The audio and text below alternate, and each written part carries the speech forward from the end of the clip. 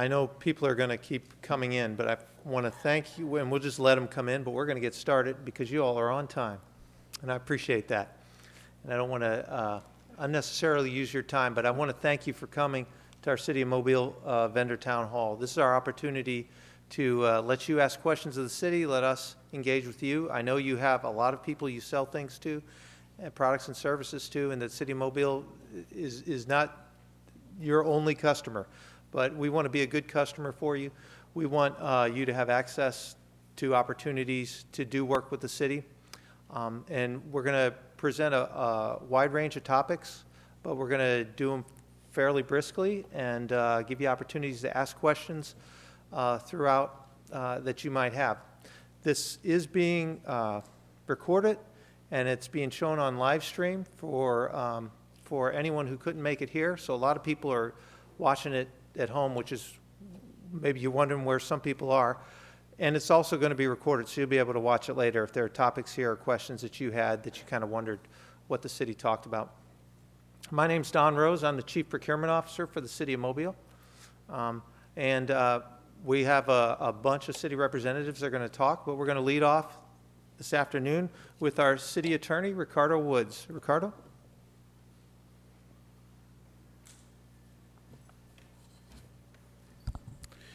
Good afternoon. I want to welcome everybody on behalf of the Mayor's Office. Mayor William S. Stimson sends his greetings, and I want to tell you all why this is important from a citywide perspective. There are really three parts of what happens with vendors and business licenses and people coming in to serve the city.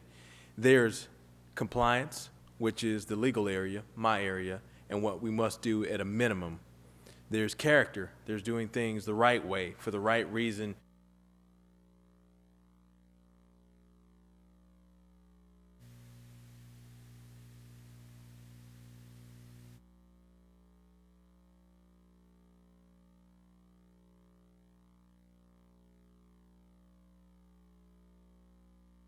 Compliance that goes to your employees is a taxpayer dollar.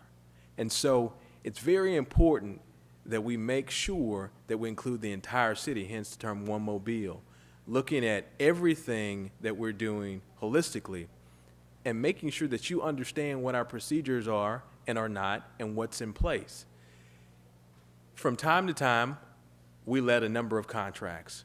We want people to be aware of what's going on. We want you to be able to ask questions. But you have to understand that this process is new in some respects for the city because there's a number of things that are happening that are new adventures for the city. The capital improvement program, the diversity and inclusion program, all of those things are new. And so we're building those things along with your help. So please feel free to ask questions, to give your input, to make us a better city, and to make this process a better process for you. Because when that happens, there's a cycle of positive change. Those dollars come in from the taxpayers, they go out to you and to your employees, and then back into the coffers, and then that way we build a better city and a better opportunity for you and your employees. Thank you. I'll give the podium back to Mr. Rose and go on with our program. Great. Thank you, Ricardo. And we had Ricardo here because nothing gets done in the city without the city attorney being involved, right? It's always good to have, and he's a good let's get things done city attorney, so we appreciate his support. Let me just go over the agenda, which you all have a copy of. The first thing we're going to do is go over our new vendor self-service program. We're going to walk through that. Many of you received letters that I'll show you just a second. That looked like this in the mail that said that we were starting a new vendor online system, and we'll talk a little bit about how you access that because we've received a lot of questions about it, and also for new vendors that want to register with the city. Then we're going to talk a little bit about the city's new supplier diversity program, and Arshanique Kidd, our supplier diversity manager, is going to do that. We're going to talk a little bit about our capital improvement program that Ricardo mentioned because it's changing the way the city does business and providing lots of opportunities for us to partner with vendors.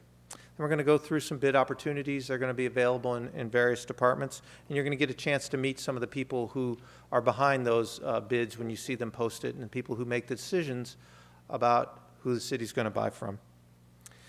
Then Gwen Hall, our revenue director, is going to talk about business licenses, near and dear to many people's hearts.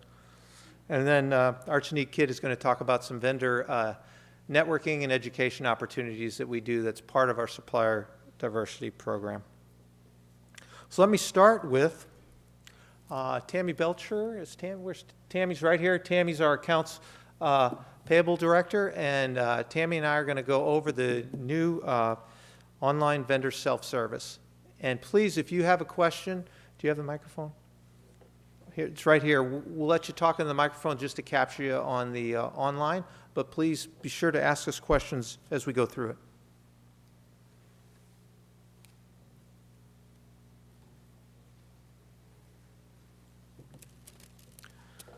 Now, I recognize that screen is really an eye chart test for many of you, but you don't need to read the exact words. This is going to be how you generally navigate in the new vendor self-serve system. Okay?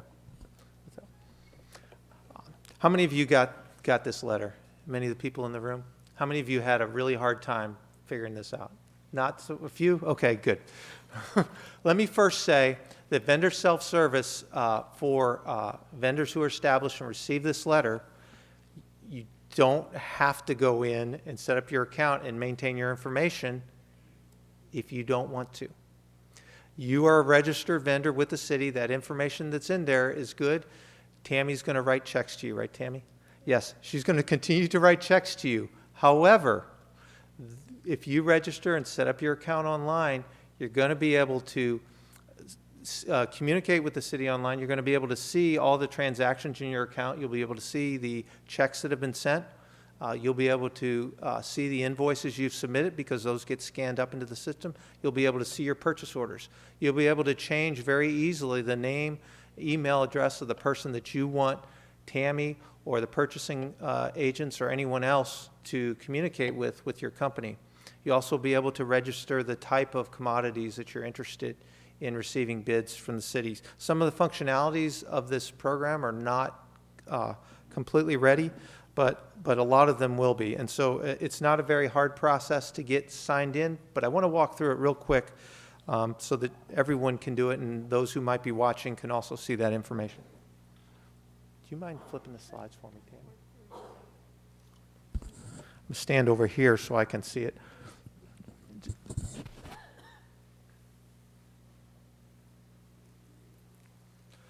So the first time you register on vendor self-service, and the link is listed in your letter. It's also available through the city's website.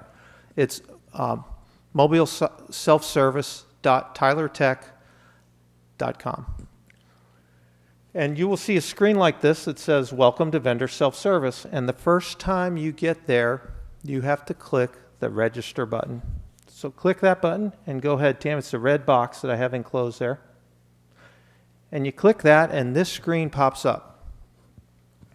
On that screen, you're going to see at the very top, it's a ask for your password, and it's for new vendors. The very bottom box says existing vendors only. If you see under the 1034, it says existing vendors only. So if you received a letter from the city of Mobile, you are an existing vendor, and you need to start with that bottom box. So that's what we're going to do. Tammy, go ahead and change the slide. So if vendors are in the system, that's where you put your information, right there. And we will publish this PowerPoint slideshow online, so you'll be able to see it more clearly after the meeting. And so you would enter your vendor ID, which is this number at the top of your letter. This vendor is 5510. And then the next thing you enter is your federal ID or your Social Security number, depending whatever tax identification number you think you have on file with the city. Hopefully it's the same number that we have on file for you with the city. Right, Tammy? And if you enter this information and it doesn't work, there's a phone number to call in this letter. And it could be that you are using the different tax ID number than we have for you as a city. So go ahead, when you enter that, it's on the letter, and I can tell you that phone number. It is 208-7434. And you will talk with one of those two ladies that's sitting there. There's one right there, Nita Marston. Doesn't it ring right at your desk, Nita? It sure does. And she's ready and willing and able and happy to help you. So when you enter that in, if you are a registered vendor and you had that information, this is the screen you get. And the screen, it seems to say, oops, you made a mistake, but you did not. You did all the right things. And now these red letters are saying, now I need you to enter a username and a password, and you get to make that up, whatever you want. Isn't it nice to have another username and password to log in somewhere? I don't care if you use the same one you use for the pet supply store you use for your cat. Use whatever one you want, but and it's a fairly straightforward username and password. It doesn't require a lot of complicated information. But you would enter the username, you enter your password twice, you enter a hint question, and then do that. Tammy, go ahead. So we fill that out, and then you enter the CAPTCHA block. Don't forget to do that. And you enter that, Tammy. And now you're in, and that's it. You can see and access all of the file information that the city has for you as a vendor. Okay? So if you got a letter, that's all there is to it. You just enter, you go to that home page, you enter information at the bottom, click enter, and then it'll prompt you with all those red words at the top to just go ahead and enter a username and password. And then you're in. Then you can take and make edits to your own information. As you do that, Tyler, that software, will send it to Tammy, who will have to approve the changes you make. And she gets those notes all the time now, every day, several a day. And she takes a look and approves it to make sure you're not making changes that are not going to be appropriate, I guess, Tammy, whatever you're approving for. In that interim, while she's waiting to approve it, your functionality is going to be a bit limited with the system. But she does get that in her inbox right away, okay? Any questions about that? Anybody had trouble? Anyone had any trouble they want to share with us? Yes, you did. Okay, great. Yeah, it's not as intuitive as I would like it to be, but once you're in, and you're good. And you don't have to go in regularly if you don't want to, but you can. You can go in and see the invoices. You can see the checks that are coming to you. Okay. Now yes, sir. You said some of it's not functional. Can you outline on completely functional or? No, but wish I did. One part of it that we can't use is the electronic bid system. And that's because Alabama state law does not allow us yet to use electronic bids. We still require paper bids in envelopes. And so that functionality is going to be limited. But if the law changes, you'll be able to submit bids through an electronic process, and you won't have to stamp it and mark it and lick it and grab it and bring it upstairs to the 4th floor or the 10th floor or wherever you're taking it. But that's not, and so part of that bid functionality is how we can identify which vendors are identifying themselves with which commodity codes. And we are still working that system. So now we're manually tracking those as they come in until we get that full functionality created, okay? And he asked about what other functionalities with respect to invoices and billing and those kinds of things might be limited in the Tyler system right now. Nothing as far as I know, right, Tammy? Do you want to talk about that? I think he just made it active, I think today or yesterday, for the checks and the invoices. And by making it active, that means that you would be able to see those in your system, because in order to set it up, it required us to check certain permission boxes. That some of these we didn't know that we needed a special check to allow you to see it, but some of those were unchecked. So I appreciate you working through us as we leap into the 21st century, as we leap. Okay, so for vendors, please change the slide, Tammy. For those who want to register and are not vendors, and some of you may be in this category, and for others who are going to watch this, you go to the same start screen, and you just start at the beginning with your username and password, and your hint question, and you enter the captcha box. Go ahead, Tammy. And then, instead of showing you all the information, it asks you to fill out all your information. And we can go through that very quickly, just so you can see the different information blocks that are part of this. So go ahead, Tammy. We fill that out. One of the things that it asks you for is what type of vendor you want to be. Tammy, we want to say general vendor. Okay, there's a one-time pay vendor. There's yeah, if you're and you will not register as a one-time pay vendor, which those are people that maybe get a travel check, or they get for some reason they're not a regular vendor who wants to do business with the city. So you will be asked that, what type of vendor you are. So put general vendor. If you want, and this is part of our new supplier diversity opportunity, you can enter into this program your diversity information. And Arshanique Kidd, our supplier diversity manager, is managing that and reviewing those profiles, and it gives you the opportunity to pick various categories. It's called MBE, Minority Business Enterprises, but it encompasses a range of opportunities. Go ahead and click it. You can enter certifications in there, and you can enter and that would be, for this purpose, it allows you to type in an entity certification, like if Aldot certifies you, or SBA certifies you, or what other certifications might you have? Right, the Southern Region Minority Supplier Development Council. If you get those certifications as a particular type of vendor, it allows you to put that type of certification in and put the dates, and then there are opportunities for you to upload copies of those certifications as well. Go ahead. Go ahead. We can click through that, because it's pretty obvious and pretty easy to use when you enter it in.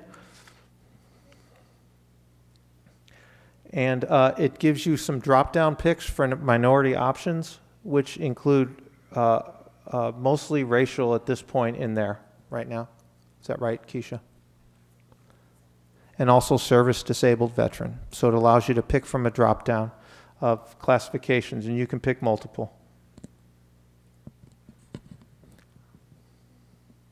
And it asks for very important information. Probably the most important piece is your tax identification number. Pick the right one. If you want your Social Security number, or if you're a business and you have your federal ID number, put that in there. No, it does not prompt them yet to attach it. Go ahead. And then it allows you to add address information that you would want to put as many addresses as you want to put in there. Remit addresses, business addresses. Go ahead, Tammy. And it lets you decide on delivery options for information from the city. What are those two, Tammy? For your payables method, always choose printed, unless you give us a check. For your payables method, it's always going to be printed. If you choose email, that's when we can't email you a check. So if you want to have direct deposit, we have a form we can fill out for that, and that would be emailed. Right. So the first one says your preferred paycheck delivery method. And it says print, email, or fax. You want to mail your check. And Tammy will fix that if you check the wrong box. And then it says your purchase delivery method, and that would be how you want to receive your purchase order or your contracts. And that one can be emailed, and you can pick multiple if you want for that. Okay?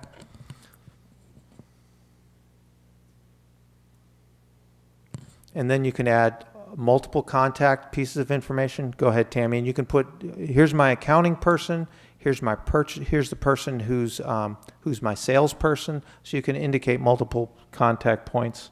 Go ahead. And that's how you add it. And then you can identify what type of contact, if it's an accounting person or a salesperson. Go ahead. We'll sort of fly through this part. It's very easy to use once you sign in, and as you go through, you can see all these different opportunities to put that information in. Now, after it's all in, there's a 5-step process to get started the first time. This is for those who are existing vendors. Much of this is in there, and you can add more to it. And it's step 5 for the new vendors. It lets you review it all, and then you submit it. But it's saying there's a document you need, and we just added this functionality to it. It wants you to add a W-9, an IRS form W-9, which is your tax identification form, and we want a copy of that so that Tammy has some documentation that indicates you are who you say you are, and it will prompt you that you need to submit that, and you can scan it and attach it. So as a new vendor, and she has it for the existing vendors already, right, Tammy? But for new vendors, we want you, before we complete your enrollment, we want to have your tax identification form, your W-9 or W-8 if you're foreign, which you probably aren't. Okay? And then it thinks, go ahead, Tammy. And then it says, congratulations, you're in, and then click it, Tammy, and you're not officially in until Tammy approves you. And it'll send you an email to your contact email that you put in there. But you can go back in now and you can add more stuff. You had to enter those 5 steps. Now it allows you to add as much other stuff as you want. Go ahead, Tammy. And once you're in, these are the various tabs you can see, which you can't see right here on this screen.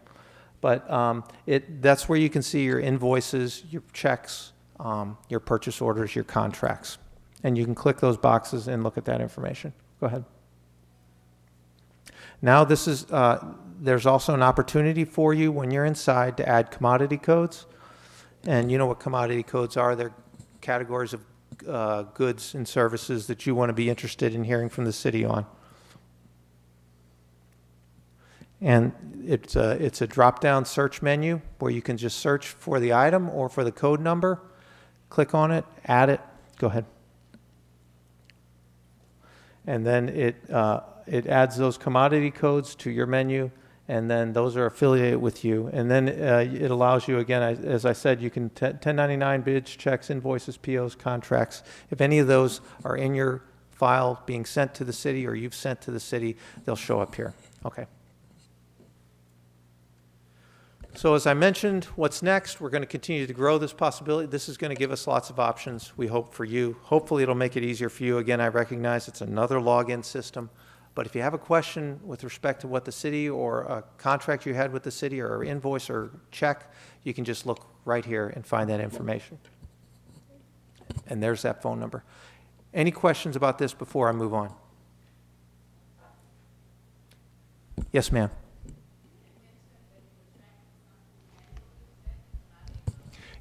Yes, ma'am, and that's what I said, and that's very important, isn't it? Because that's how you're going to communicate what you're interested in getting bids from the city. And John Payne, who's our purchasing agent, and I have been talking about in the transition period, we need to continue to get that commodity code information that you as vendors are going to be entering in here, and we're going to work with Tammy to continue to do that so we can communicate to you, because right now, our old system primarily was a fax system, right, John, to send out quotes to those vendors, quote opportunities to those vendors who registered under particular commodity codes.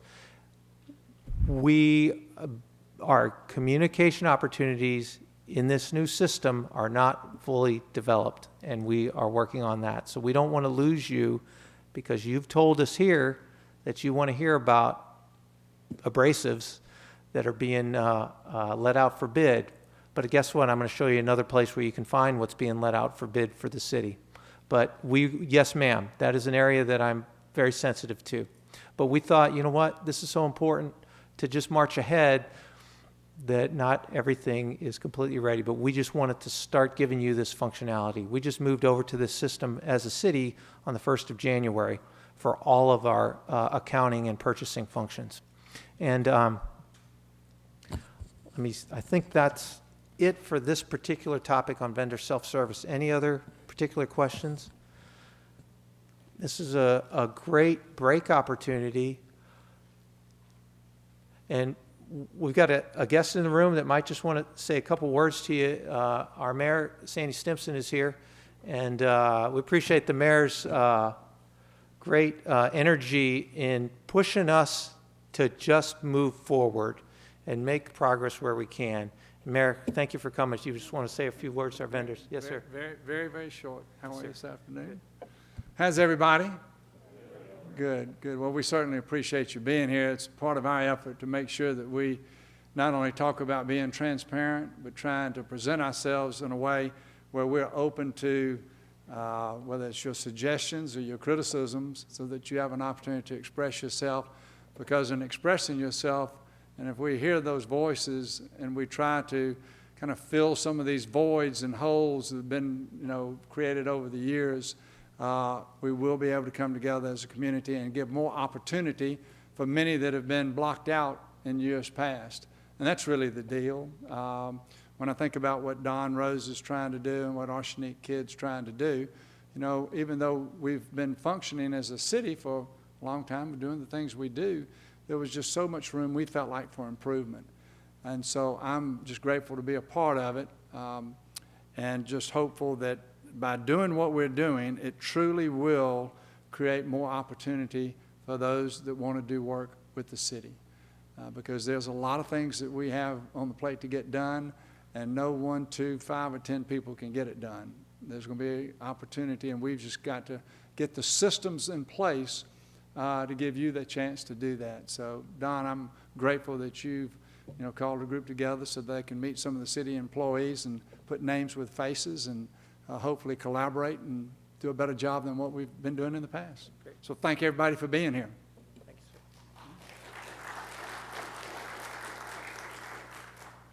sir. Man, I feel bad for the mayor because people think I'm kin to him when I stand up here, and he's a much nicer man than that. So anyway, hey, the next, you might have heard or read or seen that the city is embarking in some new directions with regard to diversity of suppliers for the city. It's an important initiative. It goes back to actually the founding of our current form of city government. It's a way to allow everyone to be part of building and rebuilding the city of Mobile.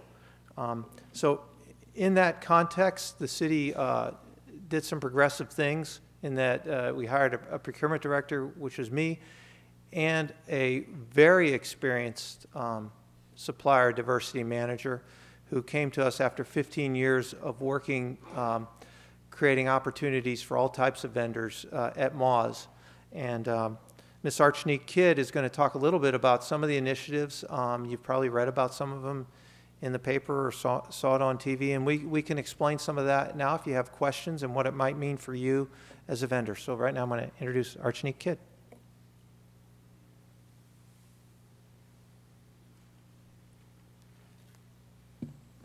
Good afternoon. On November 6, 1985, the city government put into ordinance that all contracts, agreements entered into by the city of Mobile and any entity thereof, services of any kind, whether by bid or otherwise, including but not limited to professional services and bond issues, shall make every responsible effort to require that contractors, firms, or companies to which contracts are awarded must have at least 15% socially and economically disadvantaged business participation. 30 years later, we now have a functional and purposeful supplier diversity program, and we are happy to have it here at the city. We have been moving forward and working with our minority, small, disadvantaged businesses, as well as our service-disabled veterans. Our mission with the Office of Supplier Diversity is dedicated to creating and implementing programs, policies, and procedures that assist minority, women, veteran, and small businesses to gain greater access to the procurement opportunities and resources here at the City of Mobile. With September 1st, we had a change in our state bid law, which was really an enhancement that I feel to our state bid law, which enables us to have a local vendor preference.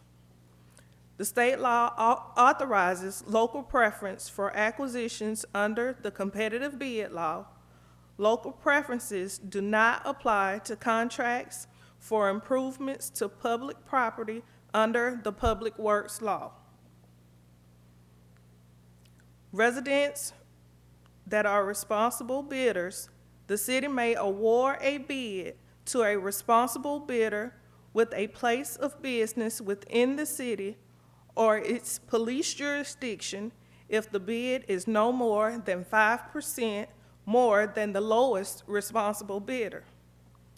The city may apply the 5% preference when the apparent lowest bidder is located anywhere outside of the city or the police jurisdiction of Mobile. Preferences for disadvantaged businesses. The city may award the bid to a qualified, responsible bidder with a place of business anywhere in the state if the bid is not more than 10% more than the lowest apparent bidder.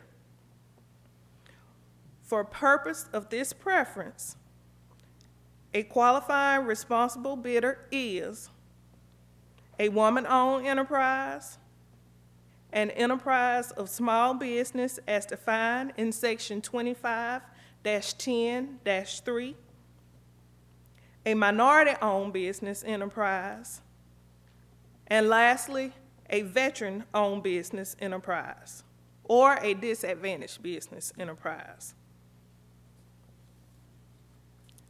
Please note that the city is not allowed to use preference to award contracts to improvement of public property under the Public Works Law. Do any of you have any questions on that? Yes, sir. Yes, it is. Can you repeat that question, please? No, I'm sorry. His question was, did the city intend to implement that law? And yes, we do. It is under the state bid law, and we do intend to use it. Federal certifications too? I'm sorry. Does this include the federal certifications too? Yes. Any other questions? Yes, sir.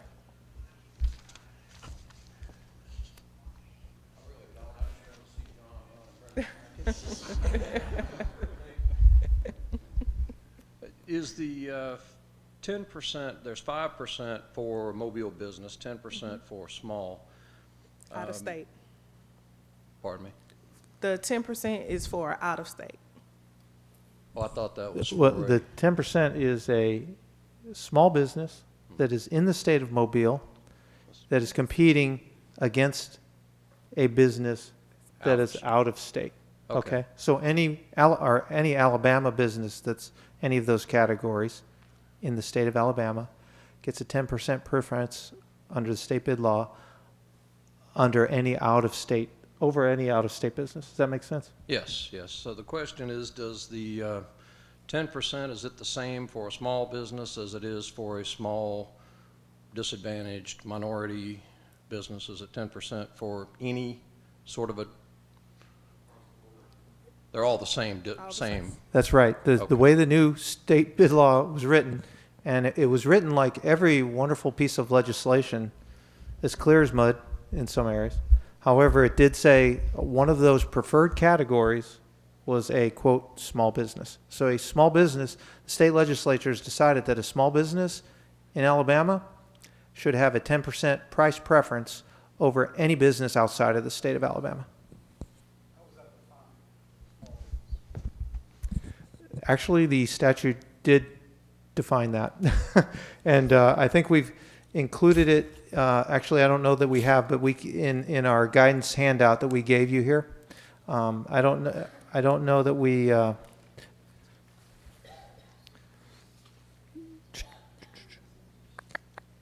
it's defined in section 25, tac 10, tac 3 of the Alabama state law. He asked how is small business defined? So it's defined separately under the Alabama state law. And the way we're implementing that is we're providing this on those quotation opportunities or bid opportunities for businesses, and we are asking businesses to tell us what category, if they claim any of those categories, and we're asking for place of business. And we've identified, in that form that I gave you, identifies what we mean by place of business, because place of business and where you're located is a very important criteria. And the statute does not define that, so we needed to find a way to help define that based on other areas of the state law. And that's in there. You all have that handout. And our decision, we have that discretion, which is wonderful under state law, and the city will decide whether it applies or not. Don Arshanique, are those same categories passed on to the subcontractors? Or is it just the prime contractor? Prime. And that's for the 15%.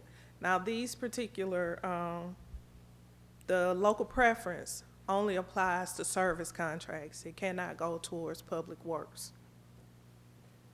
Right, so a lot of those contracts where we talk about, Daryl asked, do these apply to subcontractors as well as primes? And most of those types of sub opportunities we see are in public works contracts. And the state bid law is found in two sections. One is public works and one is everything else. They only changed and put this provision in the bid law for the everything else, so non-public works contracts. But Keisha's going to talk a little bit about another initiative that we're using in a lot of these, typically what we're finding is public works contracts. And any other questions on this? The state put it into effect September 1st of 2015. It's in effect now. The purchasing department's been using it ever since it went active for us, as far as all the purchases that we do. With the provision that identifying businesses as in those preference categories has not been something that we've captured in our data. So I could not have told you until now, as we're starting this new vendor registration system, which of these businesses are woman-owned, which of these businesses is service-disabled veteran, which is a disadvantaged business enterprise. And so we had a challenge to actually identify those businesses. So as we're implementing that, we're asking businesses, if you identify yourself as that, and tell us why you identify yourself as that, and we'll evaluate that information. But yeah, we've started to apply it since the fall.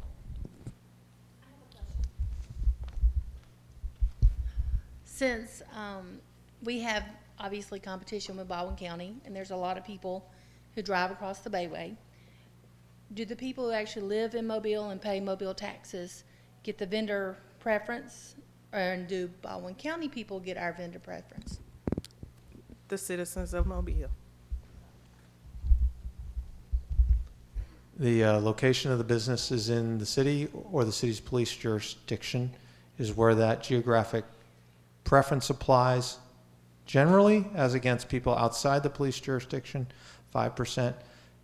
As opposed to people outside the state, 10%. Now, the small disadvantaged, those, anyone in the state of Alabama. So Baldwin County, woman-owned, small, as opposed to any out-of-state vendor. Can be complicated applying it. That 2-page sheet you have should help you figure that out, how we're going to apply. But great question. She asked whether Baldwin County was impacted. And yeah, that's a good point. Just gotta drive across the bridge, so.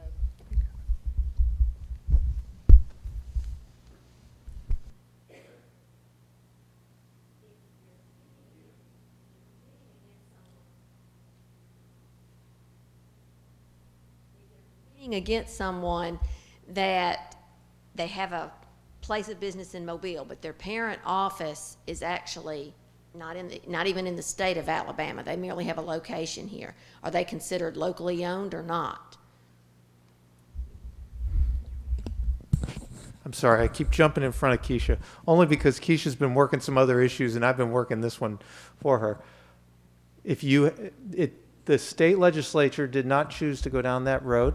It just said if you have a place of business. So Walmart has a place of business in the city of Mobile in the police jurisdiction. We don't look for the corporate headquarters, okay? But someone who just has maybe a fence post that's not really anything, that would not qualify. It has to be a real place of business, okay? Yes, ma'am. But you might have, well, as against to an out-of-state business, you're not going to have anything really under that law against Walmart if Walmart's in Mobile and you're in Mobile, right? So there's no preference there.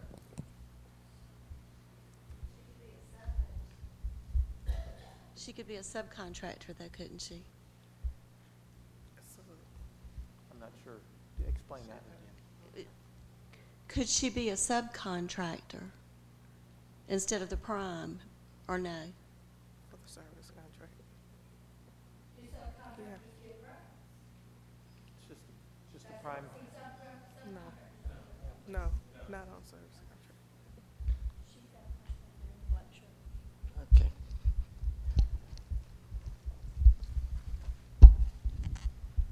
Thank you. Do professional services such as architectural consulting, engineering consulting, does that only fall under public works contracts? Good question. This applies to contracts that fall under the bid law and that require bidding. Professional services contracts, and we use that term, it's described sort of different language, but they are not subject to being bid. So a professional service contract under the state law is done on purely a qualification process. And so the actual price of this preference is all based on price of the bid.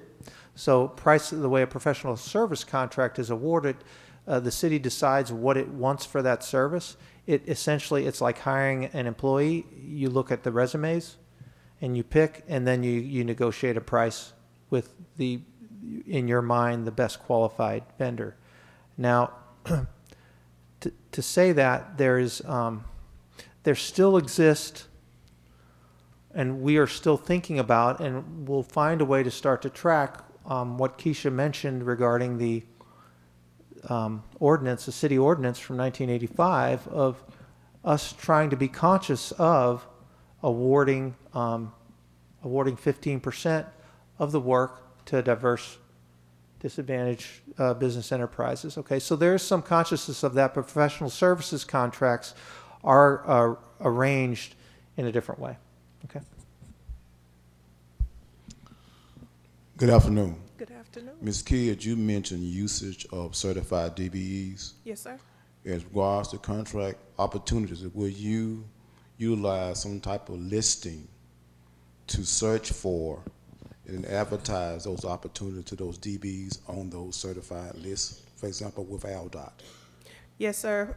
As Mr. Rose stated earlier, when we were going through the vendor self-serve portal, ALDOT, the National Minority Supplier Development Council, which is the parent of the Southern Region Minority Supplier Development Council, federal government, any federal entity, yes, we do accept those certifications, and we do also use their certification list when we're looking for certified minority businesses.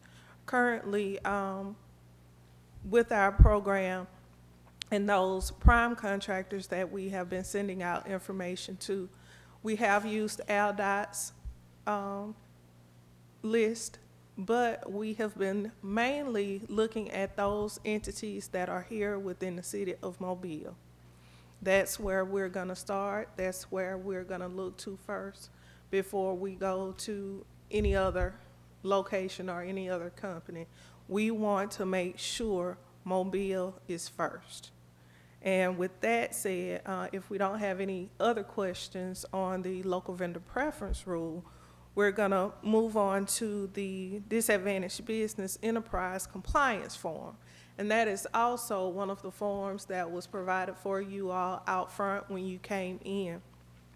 This particular form, we started to use, and let me say this, our engineering and architectural engineering department has used a form similar to this in the past. That particular form was used at the end of a contract when a particular project was completed. They asked that the information for the subcontracting opportunities for disadvantaged businesses be filled out at that time and turned in. Well, we've kind of turned it around some. We're now asking that that information be submitted when their bids are turned in. We want to know how many minority businesses have you contacted? How did you contact them? How did you interact with them? And what type of percentage you plan on using in your business plan for that particular project that you're working on. You've probably heard a lot about this within the past 3 weeks. It's been put forefront to our council with a number of bid opportunities that we've had and bid projects that we've received. So we are now looking very closely. We're giving our contractors listings of subcontractors. We'll be having a number of outreach programs that will be going out to our disadvantaged businesses. And let me say, when I say disadvantaged, I do mean our women-owned, our small businesses, our minority-owned businesses, as well as our service-disabled veteran-owned businesses. And that form does reflect that.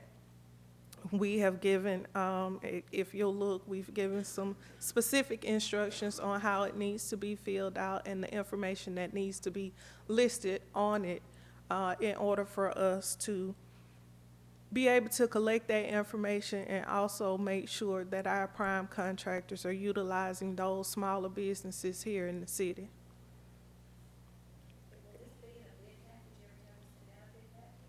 It will be in a bid package that's $250,000 or more, but our A&E department will be using it on some smaller contracts underneath that.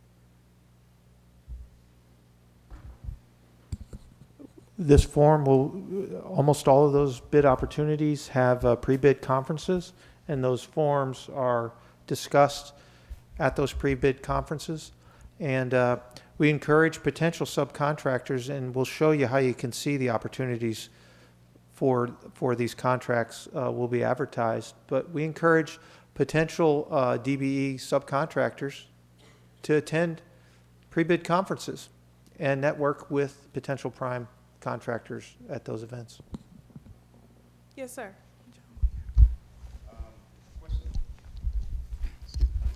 The question I have is, if I'm reading this right, this DBE form, you're asking them to state their intentions. So is this track actual? Yes, at the end of those contracts, we'll also have another form for them to fill out to give us the actual amount that they actually use on that particular contract.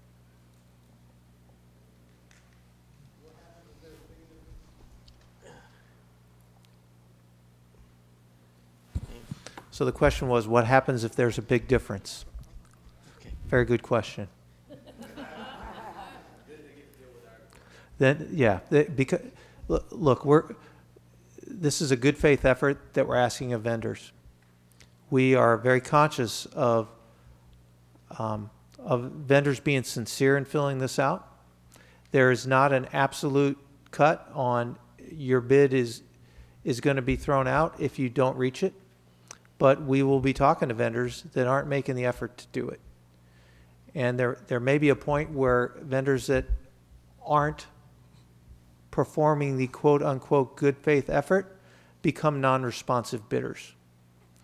Okay, because that form requires you to demonstrate a good faith effort to do it. And we recognize some contracts are going to be very difficult for the primes, the way things are right now in the city of Mobile, to find that right. In fact, we had some great conversations last week with some of these prime contractors about that very issue. That's why we're here, and at the end, Keisha's going to go over 6 different networking opportunities that we're going to be doing. Darrell, you're going to be part of it probably, and to really try and energize this so everyone can succeed in moving ahead with this program. That's a good question. What happens if it doesn't happen? We're going to be watching. On top of that, we're going to be asking those primes for evaluations of how those subs did for them, all their subs, not just their DBE subs. And so we can help. Not only will we maintain, another question asked, are you guys going to maintain a list? We are. We're going to start doing that. We've got some local lists that we're going to start working on. That's what Archinique's job is going to be. But we're going to be able to help people take a look at how these contractors, how these subs, how they performing. And we're also going to want to get feedback from subs if primes aren't treating them well. So we recognize this is a dance that everyone's got to be playing in. It's not going to happen overnight. Thank you for that question. I have a question. Will there be any way that the public can see what's going on with the subcontracts and how they're being awarded and where they're standing with their percentages? All of our, actually, and that's another good question. Don, myself, and John have been working with our web designer to make things and make our bid information more transparent. So hopefully in the near future, you will be able to see who a bid was awarded to and track how that bid is progressing. All of our documents are public documents. So this particular form that you have in front of you and that you see here can be made public. Is there a request process? Yes, there will be a request process. You will either need to come into our office and request it. We would like to have it in writing or email. And about how long are you expecting the turnaround to be? Should be fairly quick depending upon how recent the actual document or the actual bid is that you're inquiring about. So you're saying that we could request the initial commitment of who they're going to use, and then we could also come back and request what did they actually do? Once the project has been completed. Okay, thank you.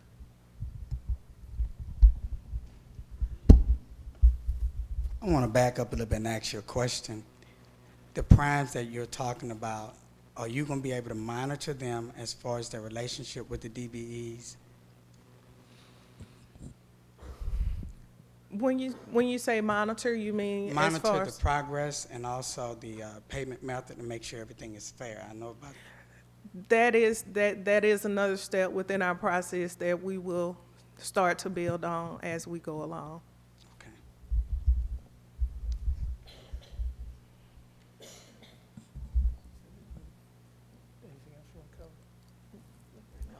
Any other questions? Hang on, got one up here on top. Sorry about that. Just a quick follow-up on the gentleman's question. You said we will be starting on that. So is that to say that there is nothing in place as of the current to look into the situation? Well, as I said, and as we stated earlier, this is a work in progress. And Ricardo, you want to come down here?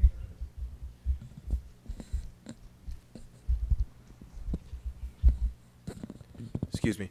So understand that the way that this works is you're looking at, it's a best efforts requirement, okay?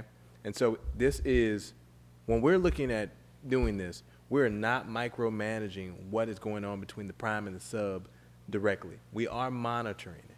And so that process for us is at the end, right? That is at the end. So the question the gentleman asked here is, what are we going to be able to do? Well, what you do is you set the expectation at the very beginning. This is a part of the actual bidding process. Brand new for us. Being able to monitor that during the process is not something that we have in place right now. But being able to look at it at the back end, and as Mr. Rose mentioned, whether or not you're repeated and become a non-responsible or unresponsible, non-responsive bidder at the end of that process, we'll be able to tell. But we're not looking to slow down progress just to be able to go in and monitor what's happening between the sub and the prime. That is not our intent to be able to go in and do that. It is our intent to be able to grow this process, and at some point you're building capacity to where a prime is able to be a general contractor. Where a sub is able to be a general because they're going in on the smaller jobs and building capacity. That's the big picture. It is not to micromanage the current primes. Would you accept feedback from there? Would you accept feedback from the subs and whatnot? Not only would we accept it, but we encourage it. We need you You're all. going to have a formula set up so we can give you all feedback? Well, here's what we have. We have Ms. Kidd, whose full-time dedication is focused on being able to make this process work, number one. And we have open lines of communication by phone, email, not just forms. If there's a problem, let us know, because that's the driving factor. We need your feedback. We heavily encourage that, and we want you all to put into this process all the information and ideas that you can. We by no means say that this is a perfect process, but we are working towards perfection and inclusion. Thank you. Thank you.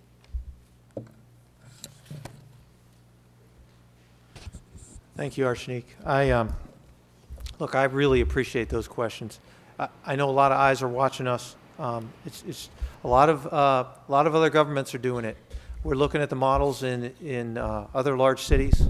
The federal government's been doing it for a while, so we have lots of great lessons and opportunities. A lot of the primes are used to operating in a system like this, so we are developing our capacity to be able to implement it, and we want to be held accountable for it. So thank you for those questions. I do want to talk a little bit about, we've had a lot of intersecting things coming all at once here to the city.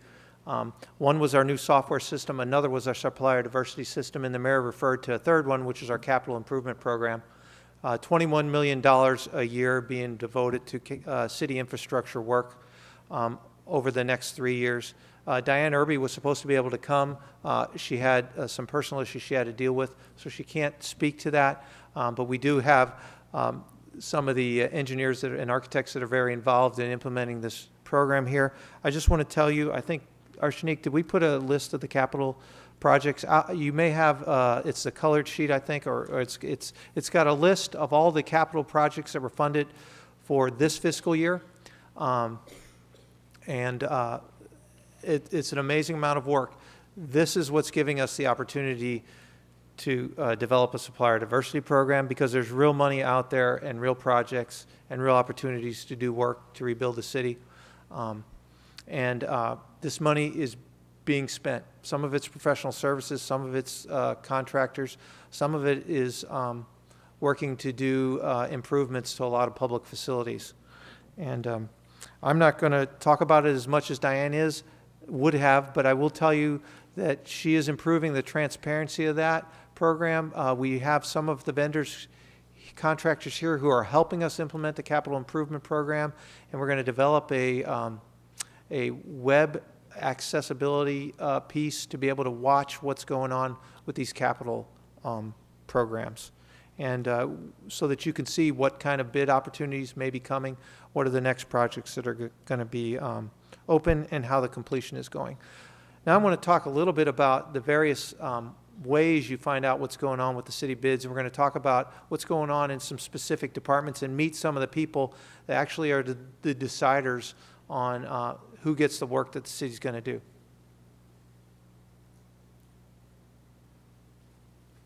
First of all, you should all know that the city is now trying to put all of our bid opportunities on the city's webpage, www.cityofmobile.org/bids. That's where it is, okay? That's how you go to it. You go to the webpage right there, and you can find that red box said bid opportunities. You click that, and if you haven't seen it, this is what it looks like. It's a list of all the bid opportunities by department. Purchasing department will be some of them. Architect and engineering will be some of them. Engineering will be some of them. You might find technology. You might find other departments, but they will be listed there. And all the bid documents, well, not all, for some of the projects it will direct you where you can go find those bid documents. For some of them, the bid documents are going to be right there linked to the webpage. But all the information you need to access what you need to do to apply for those bids is right there on that webpage. Any questions about that? Okay.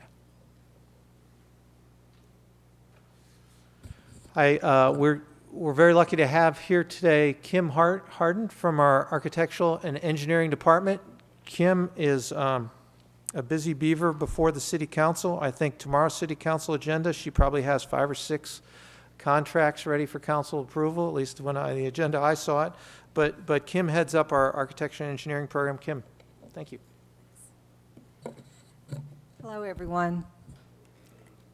Our department is responsible for both Title 41 and 39 projects, which are service contracts in Title 41, and construction projects primarily in public works projects in Title 39. So we have both aspects within our department, and we have just begun implementing the diversity preferences that they spoke about just a bit ago.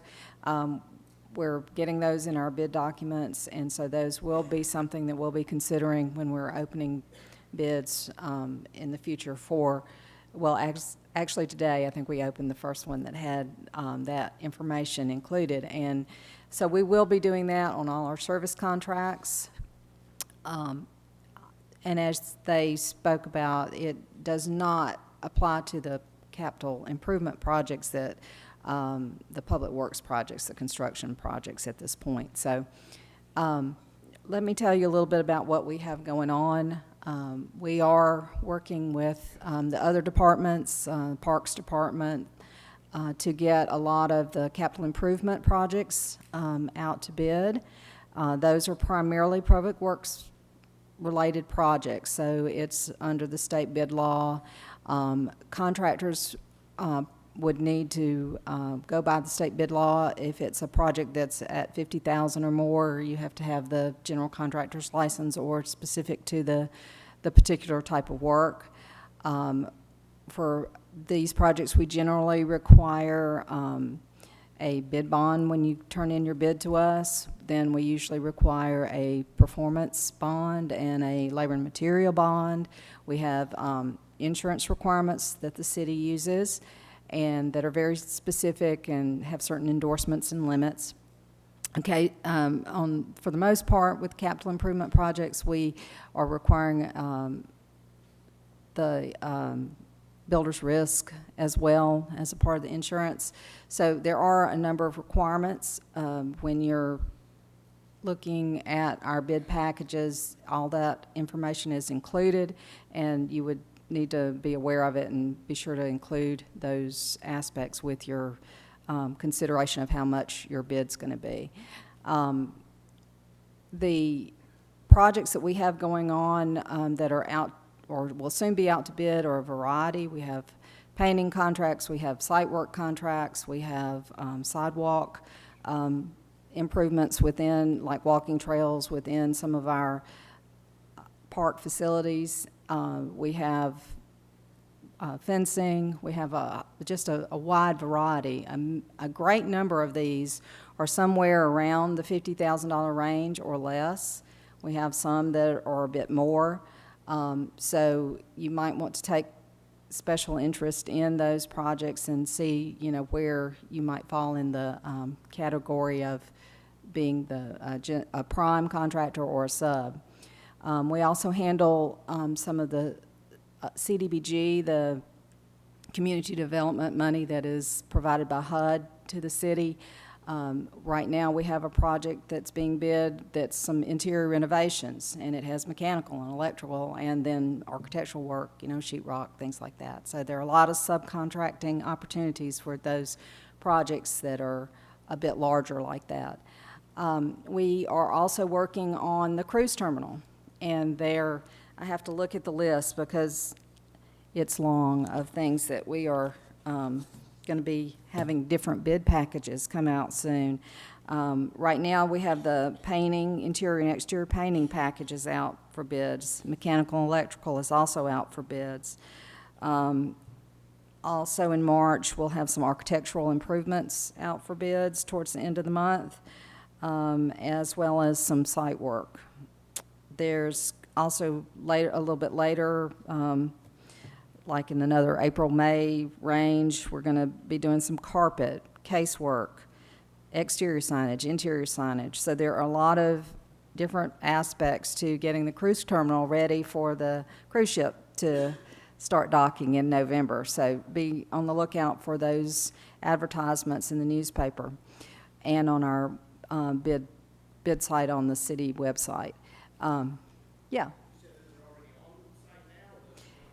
As we get them ready for bids, they will be on the sites. I think the painting advertised last Friday, and so it should be on the site now.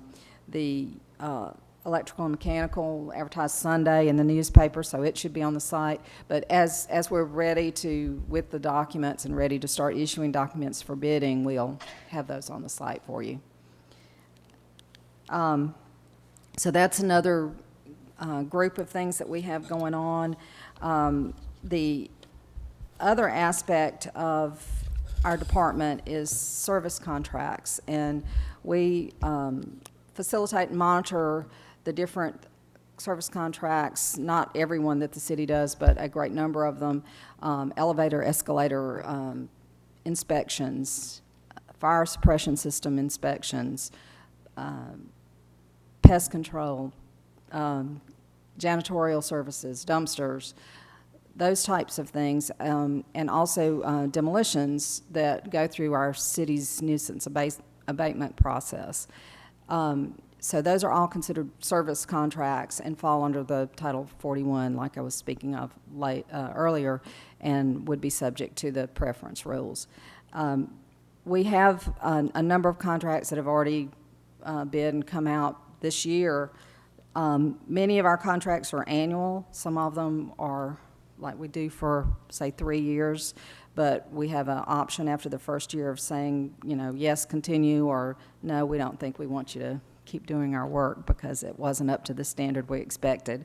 So we do have a different variety of contracts.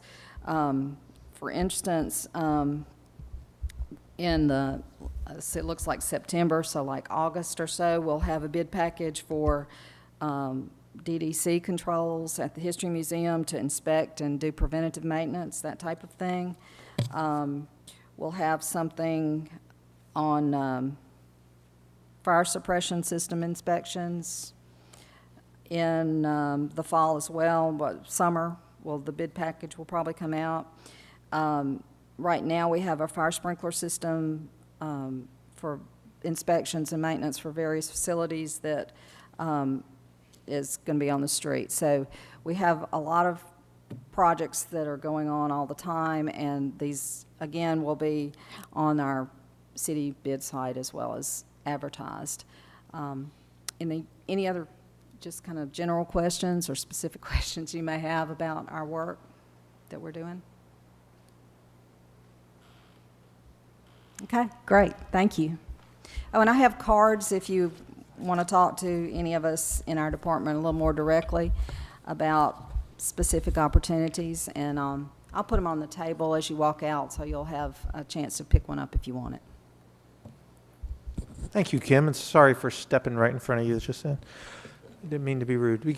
Kim has a lot on her plate, and her boss, Brad Christensen, is also here. I encourage you, if you can, to stay after and talk to Kim, because there's just a lot she has going, and you might find opportunities that you might not have seen before. Another person it's great for you to meet today is the city purchasing agent, John Payne, who's been working with the city for 31 years.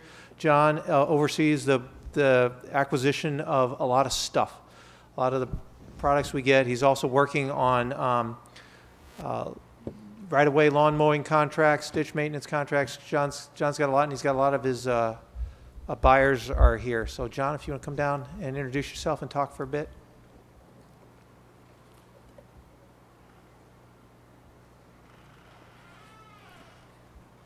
You want to see me run around some more? You try to deal with some of these vendors. I'm John Pam, the purchase agent for the city. My department is responsible for procurement or acquisition of goods and services for the city. I'm also responsible for the disposal of the stuff that they have finished. So when they finish with a fire truck, a dump truck, a garbage truck, it comes to me to dispose of. So we run several different options and operations here at one time. My department consists of myself, 5 buyers, and 2 clerical. We also support Don and Keisha, or Archanique, through our services to them. We touch every department in the city. There's not a department we don't touch or deal with for one reason or another. The products and goods that we handle, as well as services, go across the board. Doesn't matter whether it's paper clips or $1 million fire department ladder trucks. They're in there, we handle it, we take care of it, and we sort the others that are working with them. I have one buyer, Ann Foley, who handles my technology and uniform area, also the specialty goods. Jim Neese handles our construction materials, as well as some of the medical supplies. I have Mike Spafford, who's responsible for recreational stuff, office supplies, printing, toners, electrical supplies. I have Bobby Irby, who more or less catches everything that the others don't catch. He actually does the public safety side, which is police and fire, that I used to handle principally when I was a buyer. And I have Whit Whitfield, who is the buyer I have assigned to the garage. His responsibility is solely to support Greg Beckman, who follows me on his needs to repair equipment. His job is to expedite as quick as he can, within the law, the items that we're needing, especially Greg's area to keep stuff moving. And of course, there are some areas that Whit doesn't handle. We handle that back in my area. Products, is like I said, we cover just about anything. If the city uses it, it's come through us at some one time or another. Services, as Don mentioned, we do some of the services. The year before last, we started a mowing contract to mow the right-of-ways of the city. But it took several departments to make that work. Last year, we added in marine litter pickup. We added in right-of-way ditch mowing, and we also did ditch cleaning with a crew that was going out there cleaning ditches. So some of my area touches Title 39, but most of my area is Title 41, which is products for the area. They mentioned the bid list earlier. We've maintained a bid list for the city. Other departments have not used that over the years, but we've maintained one with 5-digit product category codes. When Don asked you to register, we haven't fully rolled out that system yet. We're still currently using a somewhat manual system, as well as part of the old legacy system we call Oracle. In those 2 systems, or 2 parts, we're able to pretty much track vendors who have requested to be on the bid list. Vendors used to request that to get on the bid list by sending us a letter providing the 5-digit product category codes. Those category codes basically are teaser files for us to find you. If we're looking for somebody selling toner cartridges, we're going to pull up the category code for toner cartridges. If I'm looking for somebody selling me bulletproof vests, I'm going to pull up 680-110, which is the bulletproof vest category. It also allows us to keep from sending you guys, those that we're dealing with, bids and solicitations that are not in your category area. You don't want bids on bulletproof vests if you're only out there selling me printing.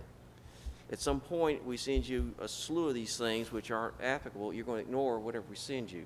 So we tend to customize and move this stuff in such a way that you only get what's best qualified for you. In case you'll get something that you don't get, and sometimes we might miss somebody. But we have a number of vendors who complain regularly that they haven't gotten a bid. Usually when I backtrack it, they never provide a product category code to us of which they wanted to be a chance of getting the solicitation on. When you register, after you do the 5 steps, you'll be able to pick those 5-digit product category codes. I suggest that you pick those that are best suited for your company, those that you want to respond on, those that you want to get. I have vendors who want us to send them everything. Well, at this point in time, due to the fact we mail it out, it's kind of hard on us. It's the budget kind of hard. We usually ask that you be sure you really want that stuff, because it's just trash coming to you. It's cost to the city to send stuff out to people who are not going to be responding. And under the Alabama law, we, under the Alabama law, take you off the bid list after 3 no responses. Now, we've been a lot more lenient than that, but with the new system, we'll be able to track better, and people will be being removed as that system rolls out, based upon what we have been taught and told in the system. But you do need to pick the category codes that best apply to you. It may take you a little time, but build as you go. Pick the ones that you best want. It helps us to find, and I want you to be sure you hit if you're a service side of the operation, I want you to look back in what we call the 900 series. These are the ones that are in the back of the product category code as we see it as a book, or at the bottom of the list as you scroll through the list. This is the areas that Kim's people work in, Brad's people, Diane Irby's people. This is how they're in time are going to be finding people to send stuff out to. Along with what Archinique's doing, these will be coming together to create the bid list for people to receive stuff.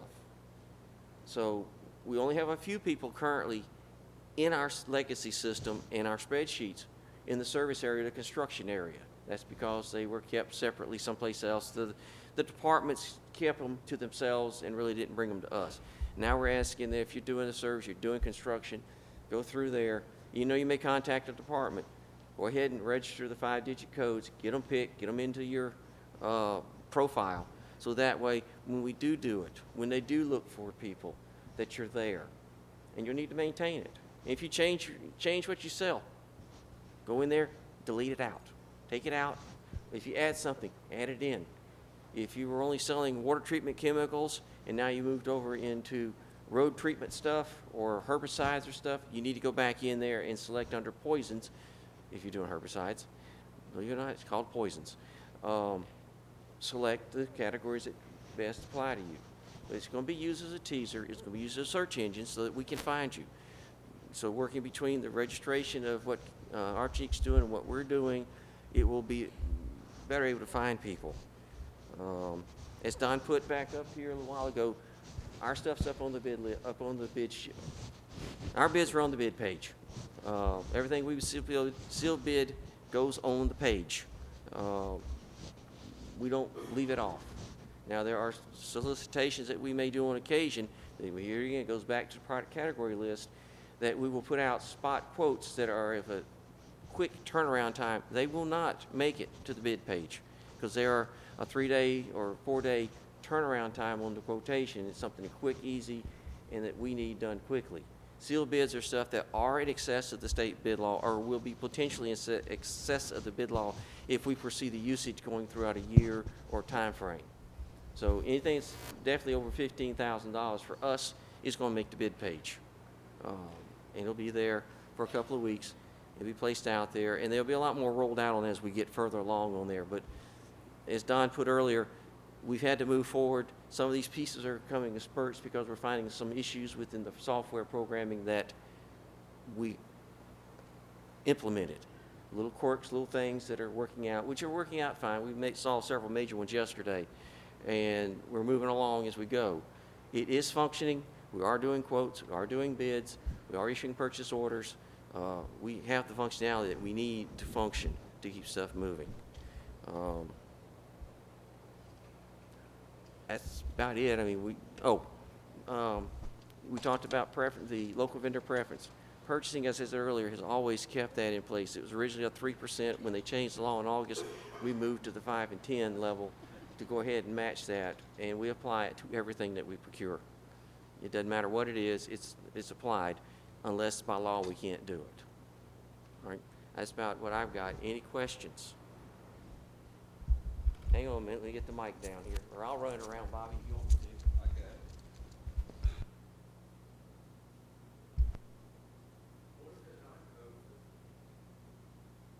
It should be on. Testing. There it goes. What if there's not a code for the type of work that you do? There's almost 10,000. Well, I've been through. Call us. And we'll find a code. Yeah, I mean, I don't think there's anything in there we haven't found. It might not be your product, okay, but remember, we're talking category. In other words, The category that I'm in is I maintain and clean diesel fuel tanks. okay, I believe that there is a category back in the services side of it. Okay. But we'll talk to you about that, because that falls into Greg's area too at the same time. Bobby, there's another one right there. You go into the City of Mobile website to choose those, or is this on the new? It's the in new there. website? It's in there. Okay. It's within the registration form. You do the 5 steps, and once you complete the 5 steps and you send it on its merry way to Tammy, then you go back and start picking those category codes that'll go in there. And that's for new vendors. Now, if you're already registered and you're already in there, you go in there and modify it. In other words, you go in there, log in, and then you go in there. You may not want to change anything else, but go right ahead and go back to the back there and fix your categories so we can find you. It's not fully rolled out yet, but while you're here, let's go ahead and get you in place so when we do roll it out, it goes. Bobby, you got one right over there, please? Is there a way for us to find out what type of categories are awarded in the less than $15,000 awards? There's nothing that we don't buy. I mean, there's all types of stuff that's out there being bought on a daily basis. Can I communicate with you via email to try to find out, like maybe a top 10 of the less than $15,000 quotes? We don't have it that way. I mean, if you got a specific category or type that you're looking for, email us at purchasing@citymobile.org, and we'll see if we can generate any information back to you. But as far as keeping a list of so many of these things, no. The old system, nor this system this time gives us where we have the top 10 or top 11 or anything. We haven't seen that yet. All right, Bobby, you got one down here? Bobby, yo.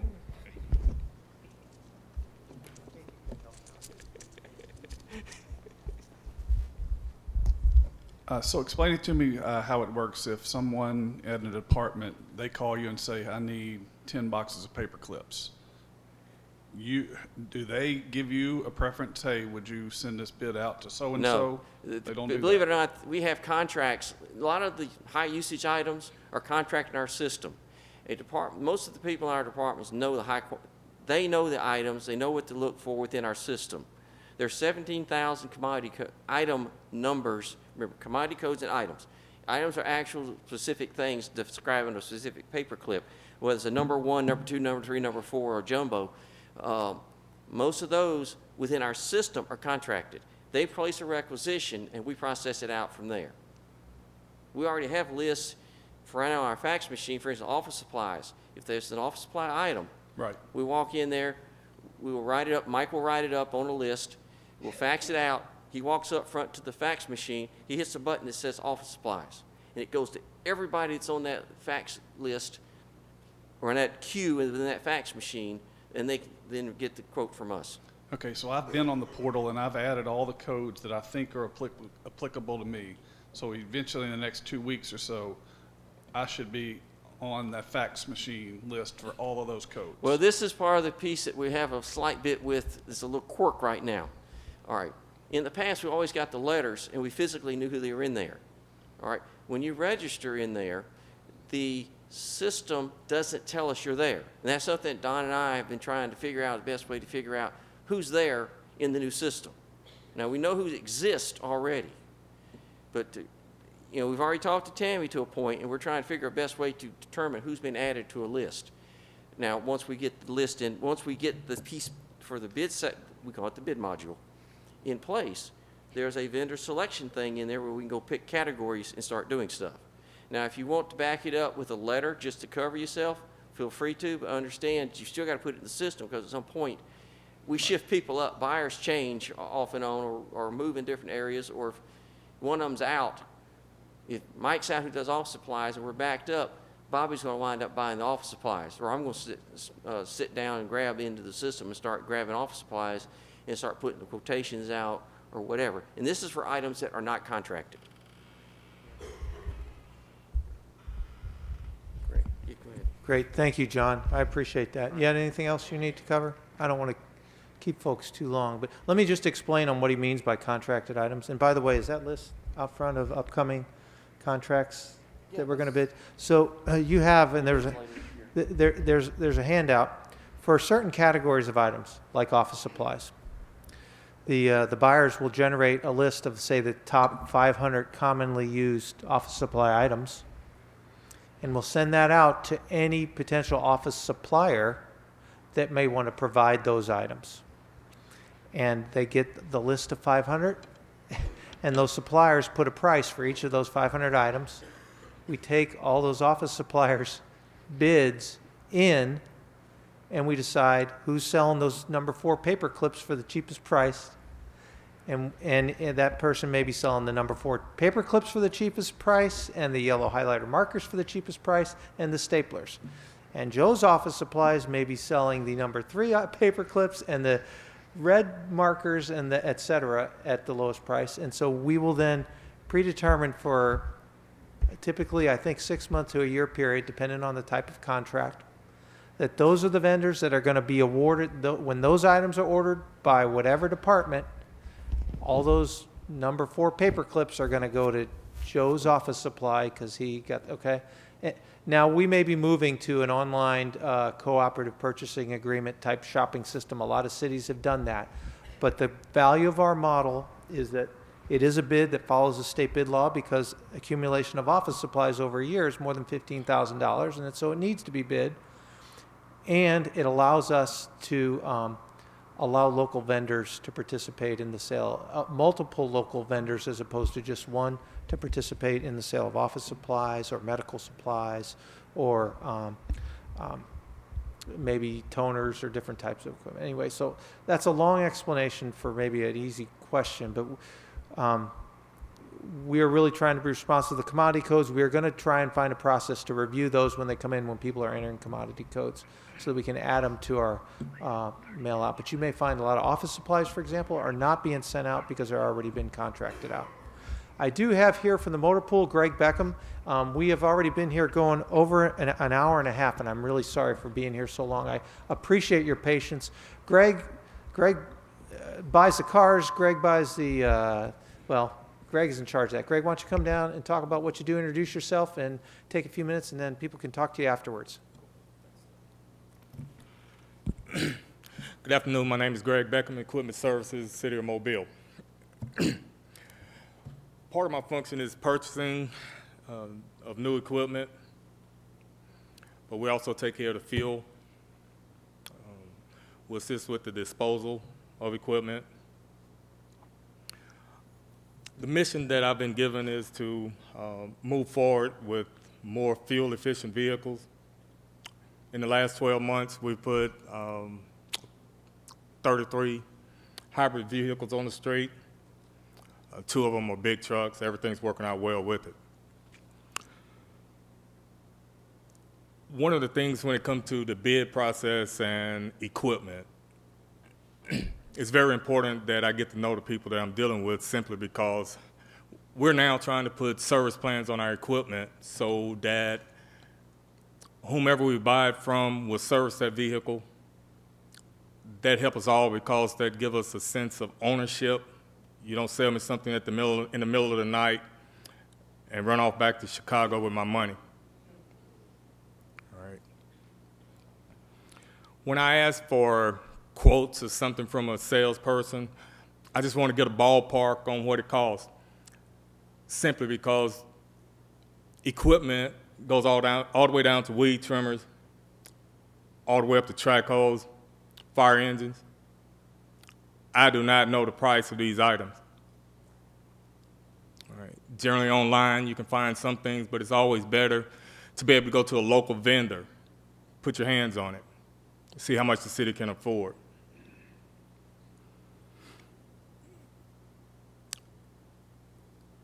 When I got here, I believe we were oversizing a lot of equipment. In today's world, I believe we can go with smaller engines. And now when I put out specs, I'm trying to simplify those specs to make it easier for all of us. So when you get a bid from me about equipment, it's going to be simplified a little bit more so as not to create loopholes or slant those specs for specific pieces of equipment from specific dealers.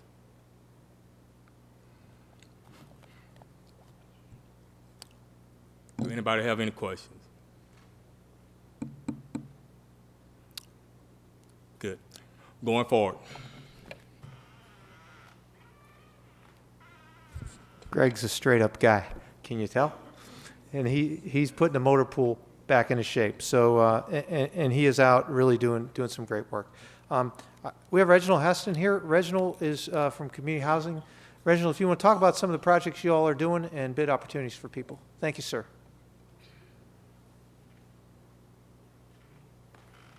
Good evening. I'm Reginald Haston. I'm a rehab coordinator for the City of Mobile, Community Planning and Development Department. My department has also asked me to touch very briefly on Section 3 requirements that don't only affect our department, but any department that uses HUD funds. In our department, I oversee projects that we rehab for owner-occupied houses. We do about 25 to 35 houses a year with money that, projects that range from $2,000 to $25,000. That range is based on the need of that homeowner with health and safety issues taking priority. We go in and we make an estimate on what that homeowner needs. We put those out for bids. This is a good opportunity, especially for small construction contractors. And we're looking for some new small construction contractors. Let me give you a contact number before I forget it too. 457-4603, 208-6290. That's 457-4603, 208-6290. If anybody want to get on that contracting list, you can call that number. The secretary will send you an application where you can be put on that bid list. We bid projects just about every Friday. Like I said, that range from $2,000 to $25,000. There's no performance or payment bond required on any of our projects. You must be properly licensed. Projects up to $10,000, you must have a city license. Anything over $10,000 must have a home builder license, or you must have a GC license where you've been grandfathered in prior to the Home Builders Association. So also on Section 3, so many people confuse Section 3 with MBE and disadvantaged businesses requirement. They're totally different. One has nothing to do with the other. You can be an MBE or disadvantaged business and not be low income, but the only way you can be Section 3 qualified is you must be low income. Specifically, if Congress established this act back in 1968, and Congress found out that HUD was spending a lot of money that generated a lot of jobs as well as other opportunities. They also found that those Section 3 people, low-income residents, had limited access to that money. So Congress also gave a purpose to this Section 3 Act and said that it was supposed to be to ensure that economic opportunities generated from HUD-funded projects will, to the greatest extent feasible, be directed to low and very low-income persons, particularly those people who receive housing assistance. To be a Section 3 qualified person, you have to live in public housing or receive public housing assistance, such as Section 8. Those people receive preference on jobs that's called covered projects. And covered projects mean if you're using HUD funds in those projects, if you have a $3 million job and we put $1 of CDBG money or home fund in it, the whole project becomes covered. And you're required, once that project starts, if a contractor is awarded that project, he has 6 employees. During the life of that project, if he needs a 7th employee, he must give preference to that Section 3 person, provided that Section 3 person is qualified for the position that they need, or a Section 3 business that are qualified and able to perform the services needed. You don't create a job for this, for a Section 3 person, but you must give them preference if they're qualified. Some entities have this habit of laying people off and then bring them back, and then they try to say, we didn't have a new hire because we had him before. Doesn't make any difference. He's not on your payroll when you sign the contract. It's a new hire. You must give him preference. And it says to the best extent feasible. Now, I've had contractors come to me and say, well, here's proof where I advertised the project in press register for 2 weeks. Didn't get no response. Well, my response to them is the clientele you're trying to reach don't take the press register. So don't tell me about your advertising press register. You need to go to, if there's a Boys and Girls Club in that area, post something. Personal flyers on the telegram post in that area. Go to the community center. Post it at the job site. So those people, Congress' intent was to make sure that these dollars are directed toward low-income people, and you must make it known that you need help. They must be notified. Any questions? Thank you. You can tell Reginald knows what he's talking about. Thank you, Reginald. I appreciate you being here. And that's a unique program, typically to his department, handling the HUD monies and CDBG, although CDBG monies do apply in other programs as well. But he's our expert. And we do have Gwen Hall, who's here from the Revenue Department. I think that's it for bid opportunities. And Gwen, we made you sit to wait till the very end because you've got the best news for everyone, don't you? Yes, you do. Come on up, Gwen. Thank you. Good evening. Last program, I think I was the first person on the program. So now I'm the last person on the program. So what do they say? First shall be last, and you know all that. Anyway, my name is Gwen Hall, Revenue Director for the City of Mobile. I have with me 2 employees from our department, Ken Mosley, which is a Revenue Manager, and Joan Berkerich, who is a Revenue Examiner in our department. Just wanted to bring a couple of faces to show you guys. We do have about 36 employees in the department that do various things, from going out in the field to make sure businesses are licensed and processing the information in-house, all the way to auditing businesses for compliance. We had a pamphlet that hopefully you got out front, so we won't have to prolong the time. I know the time is far spent, but we just want to basically say a few things about who has to have a business license. Anybody who's doing business with the City of Mobile, or anybody who's doing business in the City of Mobile. Inside the pamphlet, it says who is required to apply for a business license, and this is found in the code section of the city code as well as the state law. Code section 34-43, business licenses are required of any person, firm, or entity conducting business from, into, or within the City of Mobile and the police jurisdiction.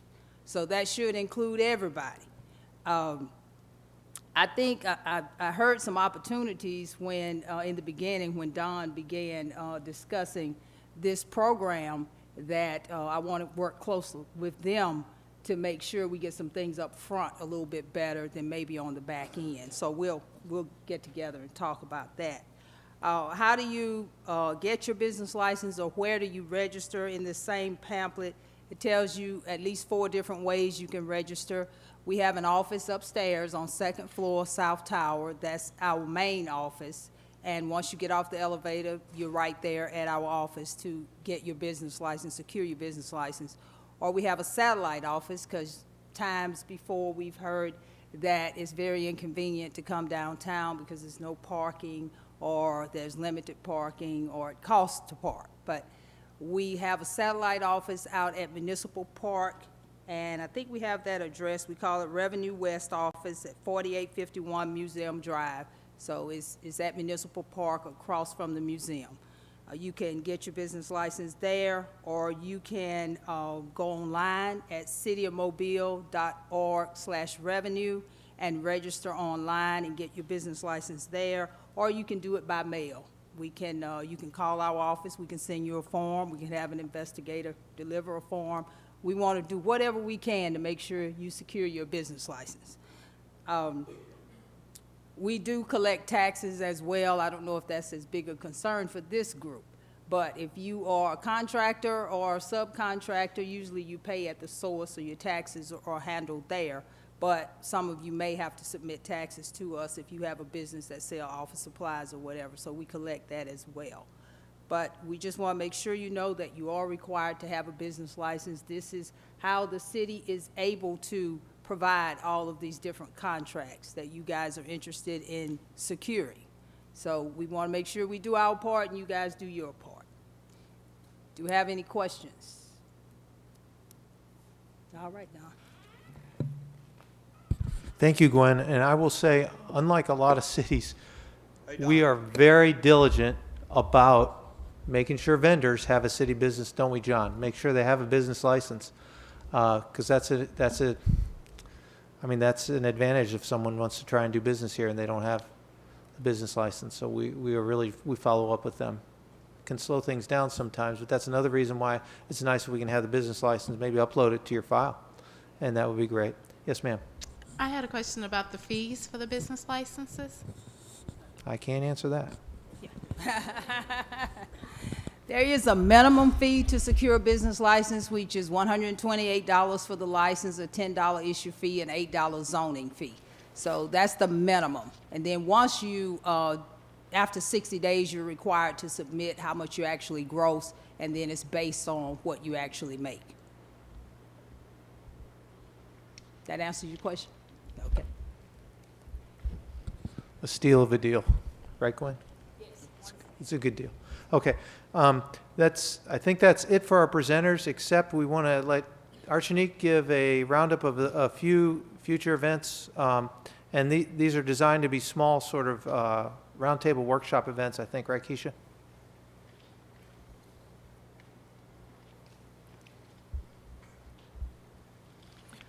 On April 7th, we will be having a vendor resource fair, of which we'll be collaborating with the Alabama Department of Transportation and their DBE supportive services. We will also have the General Contractors Association there, whom of which we will be partnering with also to put on a number of workshops to give those small subcontractors information on what they need in order to do business with the prime contractors, but also an opportunity for them to network with each other so that they'll know each other. The primes will know the subs when they get ready to bid on a project. They'll be able to submit information to them, and just another way to build a bridge between the two.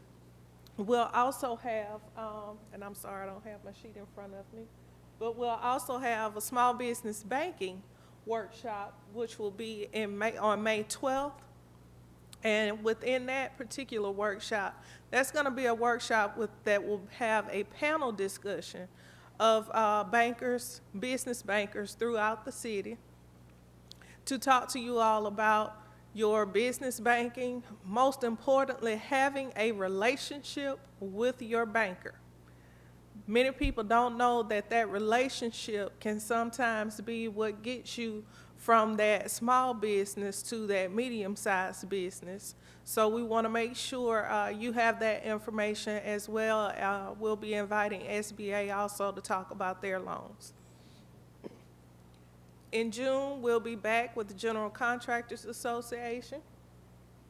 In September, we'll have project management. and October estimating and bidding.